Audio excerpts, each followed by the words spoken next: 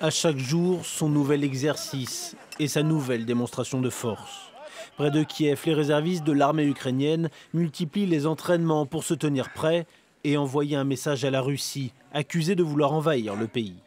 Depuis 8 ans, je vis avec l'idée que tant que nous n'aurons pas donné une bonne claque à la Russie, elle ne nous laissera pas tranquilles. Ils achèvent toujours les faibles. Et si nous ne nous défendons pas, cette invasion va nous maintenir à terre pendant longtemps. Moscou nie farouchement toute intention malveillante, mais dit se sentir menacé et aurait massé près de 100 000 soldats à la frontière ukrainienne ces dernières semaines. 10 000 auraient été rappelés dans leur base samedi. Le Kremlin fait ainsi ouvertement pression pour empêcher tout élargissement de l'OTAN à l'Ukraine ou à d'anciens pays soviétiques.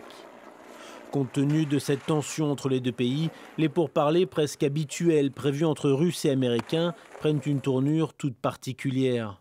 Le 10 janvier, représentants de Washington et de Moscou doivent se retrouver pour renégocier les traités de contrôle d'armement nucléaire.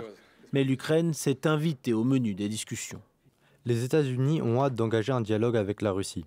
Quand on s'assiera pour discuter, la Russie pourra mettre ses inquiétudes sur la table et nous mettrons les nôtres sur la table, notamment leurs activités.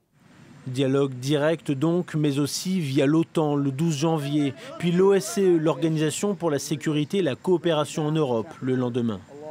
Washington tente ainsi d'exploiter toutes les voies diplomatiques pour amadouer Moscou.